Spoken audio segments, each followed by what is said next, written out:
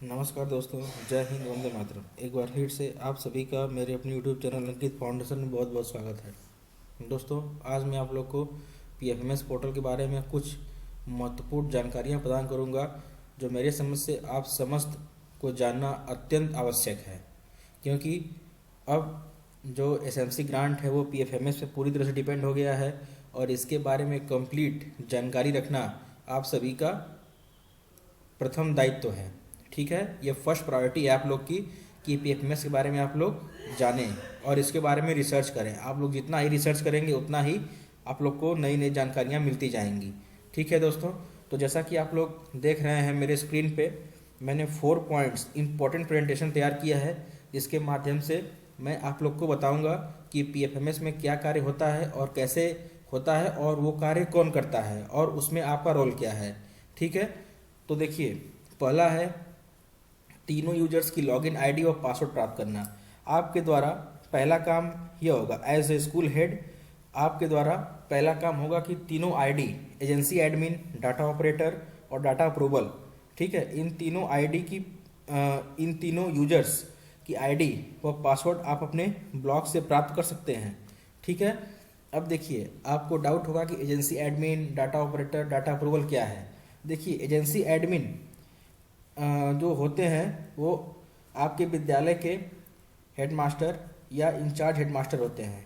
ठीक है, data operator जो होते हैं वो आपके विद्यालय के सहायक अध्यापक या सहायक अध्यापक का पद रिक्त है उस विद्यालय में, तो उस केस में शिक्षा मित्र भी बन सकते हैं डाटा ऑपरेटर। ठीक है, और डाटा अप्रूवल जो होता है वो उस स्कूल के हेडमास्टर या इंचार्ज हेडमास्टर होते हैं। ठीक है, तो ये तीनों पीएफएमएस में मेन आईडी है जो कि जिसके बारे में जानना आप सभी को बहुत ही इम्पोर्टेंट है। देखिए, दूसरा है, अब देखिए एजेंसी एडमिन के काम मैंने इसके पहले बताया था, 3 ID, agency admin, data operator, data approval. ठीक है, अब हम जानेंगे इन तीनों के कार्य क्या क्या होते हैं। सबसे पहले है जो एजेंसी एडमिन होता है उसका कार्य। देखिए, एजेंसी एडमिन का कार्य क्या होता है कि लिमिट को मॉनिटर करना। ठीक है, दूसरा कार्य होता है पेमेंट मोड यानी पीपीए। पीपीए का फुल फॉर्म क्या होता है, प्रिंट पेमेंट एडवाइस। ठीक है, उसको एक्टिवेट करना। ठीक, और तीसरा सबसे महत्वपूर्ण कार्य होता है जो कि पीएफएमएस में इंपॉर्टेंट है कि डाटा ऑपरेटर और डाटा अप्रूवल की आईडी एजेंसी एडमिन के द्वारा ही बनाई जाती है। ठीक, इन्हीं के द्वारा रोल दिया जाता है डाटा ऑपरेटर का और डाटा अप्रूवल का। ठीक है, अब देखिए तीसरा, अब मैंने बताया एजेंसी एडमिन के बारे में, अब आप जानेंगे डाटा ऑपरेटर के बारे में। ठीक है, डाटा ऑपरेटर। ठीक है, डाटा ऑपरेटर का कार्य होता है नए वेंडर्स को जोड़ना, ठीक है, एवं उसकी मैपिंग करना। ठीक, अब डाटा ऑपरेटर के द्वारा वेंडर को जोड़ दिया गया, मैपिंग भी कर दी गई।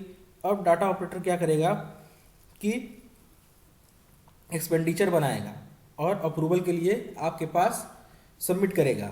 ठीक है, अब यहाँ पे डाटा ऑपरेटर का रोल खत्म हो गया। अब आगे रोल है डाटा अप्रूवल का।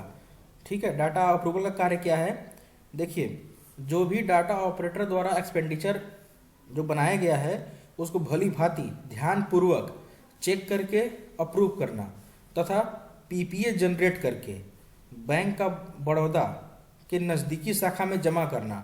ठीक है, ये डाटा अप्रूवल का रोल होता है। पीपीए जनरेशन के बाद 10 दिन तक वो वैलिड रहता है, 10 दिन के बाद वो इनवैलिड हो जाता है। यह बात ध्यान रखिएगा आप लोग।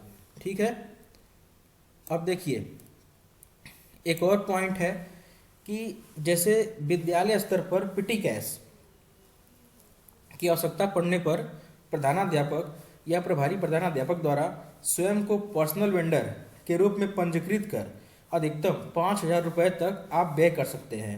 ठीक है, यदि विद्यालय पर छोटे मोटे सामान की आवश्यकता पड़ती है, ठीक है, मतलब जिसके लिए आपको फॉर्म नहीं मिल रहे हैं, ठीक है, तो ऐसे केस में आप खुद को ही पर्सनल वेंडर के रूप में नामित करके 5,000 रुपये तक व्यय कर सकते हैं और जो इम्पोर्टेंट सामान है, जो छोटे मोटे सामान है, उसको आप परचेस कर सकते हैं।